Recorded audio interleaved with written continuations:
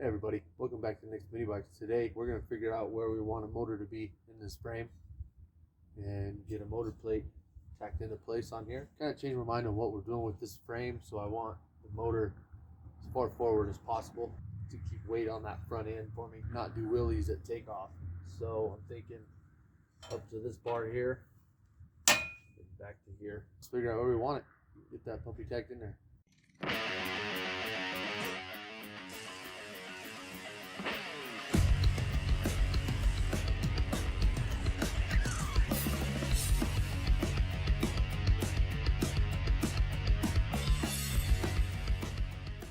So we're going to get the motor mounted to this plate for mock-up. So let's get that done. Okay, so we got that motor mounted in that plate. We'll get it set in the frame.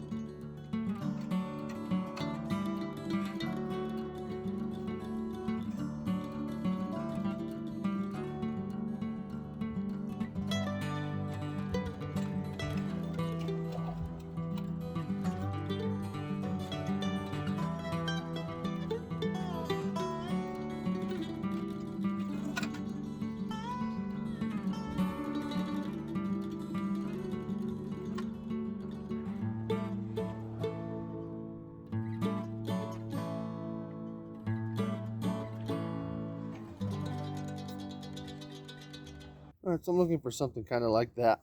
Now I'll go find my clutch and my chain and get that put on and see what it looks like. Alright, so I found the clutch.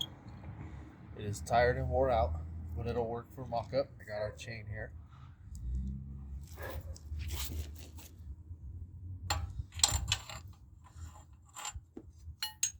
get this chain onto this rear sprocket.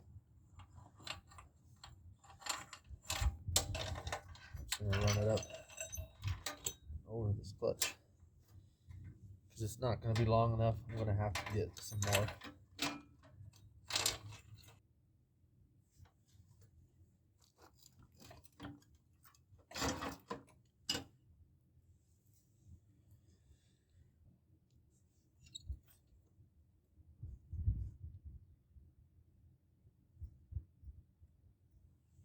So we got that chain on there nice and loose. Take my chain alignment tool and we'll get it on that rear sprocket.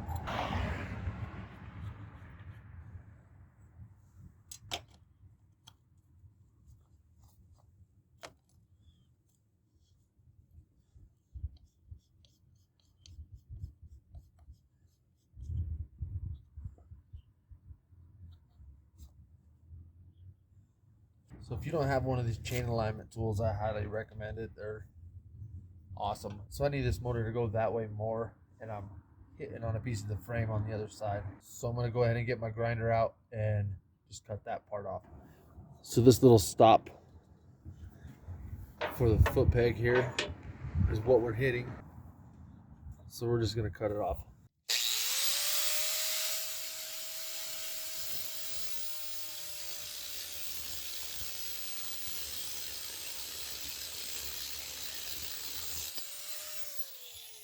Got that piece cut off.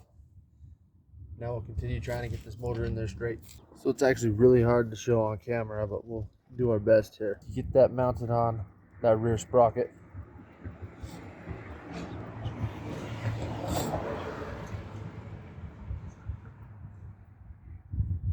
And you run your chain, leaving your motor loose. Pull all the slack out of your chain. Try not to move the motor. Then you just look down over the top of that rod. And that should just follow that chain the same all the way like that. That I don't think that that's exactly perfect, but it's really close. Highly recommend one of those chain alignment tools. So right there is where I want that. So now I can kind of look around and I can see where I need to clean the paint off. So get this off.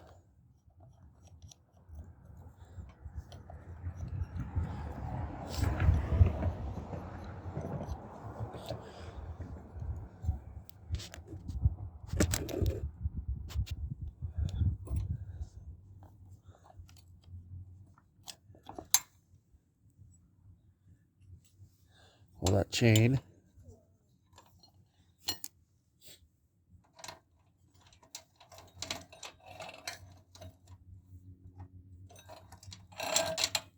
Now we'll pull that engine out.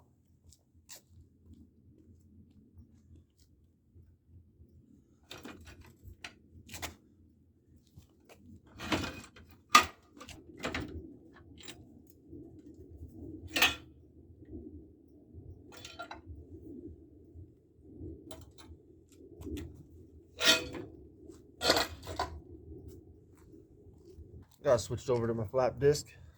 I'm just gonna clean all this paint off.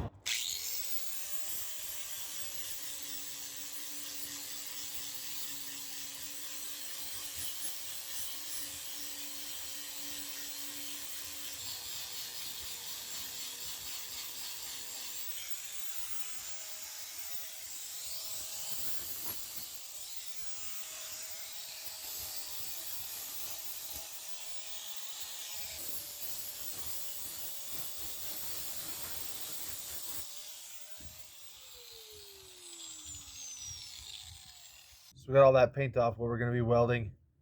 Now we'll go through that whole process again of getting the motor in there, get the chain back on it, realign it, and then we'll tack weld that motor plate in. All right, we got that motor back in place. I like where it's sitting. We're just going to throw some tacks on it now.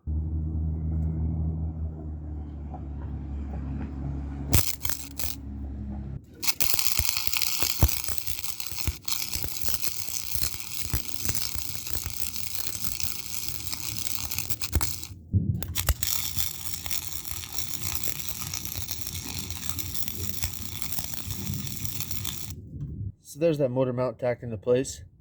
I do think it moved on me though, because it's not really sitting straight on that bar anymore. We'll roll with it for now and see how it does.